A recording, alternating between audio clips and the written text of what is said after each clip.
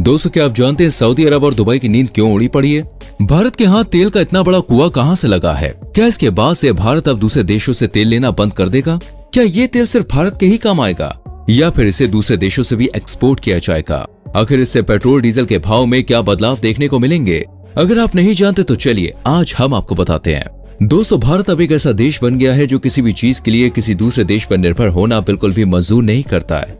ये अपने ही देश को इतना विकसित बनाना चाहता है कि इसे किसी से कुछ भी लेने की जरूरत ना पड़े। जैसा कि हम सब जानते हैं, तेल, पेट्रोल, डीजल के लिए भारत को दुबई और सऊदी अरब का सहारा लेना पड़ता है। इसी वजह से यहाँ के पेट्रोल डीजल के भाव में भी आए दिन उतार चढ़ाव देखे जाते हैं। आज के समय में भारत के लोगों को इतना खाना पीना नहीं अखरता जितना कि पेट्रोल के दाम उन्हें महंगा पड़ता है। पेट्रोल आज के समय में दोस्तों लोगों की जरूरत बन गया है। इसके बिना हम कहीं बाहर जाने की सोच भी नहीं सकते। पेट्रोल की कीमत इसलिए दिन पर दिन बढ़ती जा रही है क्योंकि भारत को इसे दूसरे देशों से एक्सपोर्ट करना पड़ता है, इसलिए सरकार इनकी कीमत में इजाफा कर देती है। लेकिन अब ये चिंता भी जल्द ही खत्म होने वाली है दोस्तों, क्योंकि भारत ने एक ऐसा तेल का कुआं खोद निकाला है जिसकी वजह से अब पेट्रोल की कीमत बढ़ने के बजाय घटती हुई नजर आएगी। और हो सकता है कि आगे आने वाले समय में इस पेट्रोल का इस्तेमाल करना ही भारत बंद कर दे। तेल, डीजल, पेट्रोल ये सब चीजें जमीन के नीचे से निकाली जाती हैं, लेकिन जैसा कि हम जानते हैं कि जमीन के नीचे तो सिर्फ 70% पानी ही मौजूद है, तो सिर्फ इतनी मात्रा में तेल निकालना कैसे संभव है? और वो कौन सा तरीका है जिससे तेल भरपूर मात्रा में प्राप्त किया जाता है? दोस्तों, यूक्रेन और रूस की लड़ाई से पहले हर एक देश अपने लिए एक ऐसे स्रोत की तलाश कर रहा है जो जीवाश्म ईंधन जितना सस्ता और सुरक्षित हो। लेकिन ऐसा नहीं हो पाया, क्योंकि जब इन दो देशों के बीच जंग की शुरुआत हुई तो रूस ने आयातित ऊर्जा को इंपोर्ट करना बंद कर दिया। इससे हर किसी देश में हाहाकार मच गया और हर कोई अपने लिए ऊर्जा सुरक्षा का इंतजाम करने लगा। हर देश दूसरे देशों से बेहतर करना चाहता था और इसी में ये लोग उलझे हुए थे। लेकिन भारत को इन सब की बिल्कुल भी परवाह नहीं थी, न ही इस पर लड़ाई का कुछ भी असर देखने को मिला था। लेकिन दोस्तों, फिर भी भारत ने ऊर्जा सुरक्षा पहल में अपना योगदान दिया और सबसे बेहतर करने का फैसला किया। एनर्जी का सबसे अच्छा साधन सोलर और विंड को माना जाता है, लेकिन इनको लगातार इस्तेमाल करके ऊर्जा लेना एक बहुत ही बड़ी चुनौती है जो लोगों के लिए मुश्किल ही नहीं बल्कि नामुमकिन है।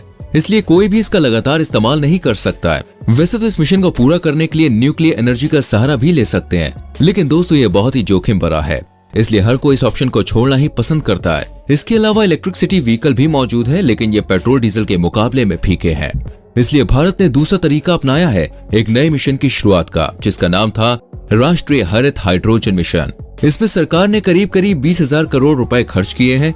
ये मिशन दोस्तों इसलिए मंजूर किया गया है ताकि हाइड्रोजन की मदद से घरेलू क्षमताओं में सही से विकास हो सके। अब आप सोच रहे होंगे कि ये तो प्रकृति में आसानी से मिल सकता है, तो फिर इन सब की क्या जरूरत है? तो आपको बता दें दोस्तों, पृथ्वी पर जितनी भी मात्रा में हाइड्रोजन मौजूद है वो एकदम नेचुरल और प्योर नहीं है। ये अपने शुद्ध और मौलिक रूप से दोस्तों बहुत ही कम पाया जाता है। इसलिए अब ग्रीन हाइड्रोजन की शुरुआत की जा रही है जो एकदम शुद्ध और साफ होगा। इसलिए आपको अच्छी तरह से इस मिशन के बारे में बताते हैं और साथ ही ये बताते हैं कि आखिर इस मिशन से क्या फायदा होने वाला है। ग्रीन हाइड्रोजन ये पानी के इलेक्ट्रोलिसिस से मिली वो हाइड्रोजन होती है जिसे बनाने के लिए या तो सोलर एनर्जी का इस्तेमाल किया जाता है या फिर विंड की मदद से इसे बनाया जाता है। इन दोनों से ही हाइड्रोजन प्राप्त होती है। वही प्रति यूनिट के हिसाब से भी दोस्तों हाइड्रोजन में ज्यादा एनर्जी पाई जाती है। यही वजह है कि इससे एकदम साफ और शुद्ध एनर्जी मिलती है और ये शुद्ध हाइड्रोजन पानी का एक अच्छा रिसोर्स है। इसकी यही खासियत इसे स्टील उत्पादन और ट्रांसपोर्ट, फर्टिलाइजर, ऊर्जा गहन उद्योगों में लाभकारी साबित करती है। सिर्फ भारत ही नहीं बल्कि दोस्तों ऐसे बहुत से देश हैं जो इस ग्रीन हाइड्रोजन का सहारा ले रहे हैं ताकि कार्बन डाइऑक्साइड जैसी हानिकारक गैस से छुटकारा मिल सके और साथ ही वातावरण में भी कुछ सुधार हो सके, क्योंकि ग्रीन हाइड्रोजन को एक बहुत ही अच्छा रिसोर्स समझा जाता है। ये जीवाश्म ईंधन पर निर्भरता को कम कर देता है, इसलिए हर एक देश इस ग्रीन हाइड्रोजन का ही सहारा लेते हुए नजर आ रहे हैं। भारत सरकार ने दोस्तों ग्रीन हाइड्रोजन को बढ़ावा देने के लिए 19,744 करोड़ का बजट बनाया है। इस रकम में से करीब 17,490 करोड़ रुपए उत्पादन से जुड़ी हुई जो भी प्रोत्साहन योजनाएं उनके लिए और पायलट प्रोजेक्ट्स के लिए 1,466 करोड़ रुपए तय किए गए हैं। वहीं विकास और अनुसंधान के लिए भी 400 करोड़ रुपए और भी ऐसे ही दोस्तों मिशन के लिए 300 करोड़ रुपए लगाए गए हैं, जिससे भारत एक विकसित देश बन पाए और यहाँ पर किसी भी चीज की कोई परेशानी या कमी देखने को ना मिले। भारत सरकार ग्रीन हाइड्रोजन उत्पादन में इन्वेस्ट करने के लिए भी बहुत सपोर्ट कर रही है। इसके लिए सरकार भले ही कम समय के लिए लेकिन इलेक्ट्रोलाइजर पर इंपोर्ट टैक्स भी माफ करने का विचार बना रही है ताकि लोगों को ज्यादा से ज्यादा सपोर्ट मिल सके। सरकार का कहना है कि हमने साल 2030 तक करीब 50 लाख टन ग्रीन हाइड्रोजन को पाने का टारगेट बनाया है, जिससे ज्यादा से ज्यादा ग्रीन हाइड्रोजन मिल सके। इस मिशन को देखते हुए 19,744 करोड़ रुपए की परमिशन भी दे दी गई। जिससे इस मिशन को पूरा करने में कोई भी रुकावट ना आए। इस सपोर्ट को देखते हुए वाराणसी और भी पास के बहुत से क्षेत्रों में विकास की किरण जलती हुई नजर आ रही है। वैसे क्या आप जानते हैं दोस्तों कि एक प्लांट से कितनी मात्रा में हाइड्रोजन बनाया जा सकता है? इसे जानकर आपके भी होश उड़ जाएंगे। अनुमान लगाया गया है कि एक प्लांट की मदद से हर साल में करीब 500 टन हाइड्रोजन आराम से बनाया जा सकता है। ऐसा बताया गया है कि पूर्वांचल में पायलट प्रोजेक्ट के रूप में और भी बहुत से प्लांट लगाए जा सकते हैं, जिससे यहाँ पर एक प्लांट से एक साल में करीब 500 टन हाइड्रोजन मिल सकता है। यहाँ पर खेती करने वाले किसान खेती के बचे अवशेषों की मदद से इन्हें कोऑपरेटिव बनाकर बड़ी मात्रा में हाइड्रोजन का उत्पादन आसानी से कर सकते हैं। वहीं सरकार का कहना है कि जो टेक्निकल प्रॉब्लम होगी या जिस भी तरह की इन्हें मदद की जरूरत होगी वो सारी जिम्मेदारी हमारी होगी। एक्सपर्ट्स ने बताया है कि पूर्वांचल में खेती के उत्पादन से हमें हाइड्रोजन के अधिक से अधिक उत्पादन करने का मौका मिला है। डॉक्टर प्रीतम ने बताया कि जहां आज तक खेती से हमारी रोज की जरूरतें पूरी होती थी, वहीं अब यह हाइड्रोजन बनाने में भी काफी मदद कर रहा है। इनका कहना है कि किसान खेती करने के बाद जो भी गन्ने के छिलके, गेहूं से निकली भूसी घास और भी जो कुछ वेस्ट मटेरियल होता था, पहले ये लोग उसे जला दिया करते थे, लेकिन अब ऐसा नहीं है। अब हम इन वेस्ट मटेरियल को हाइड्रोजन बनाने के लिए इस्तेमाल कर रहे हैं। इन सब की मदद से हमें शुद्ध और साफ हाइड्रोजन मिल रही है।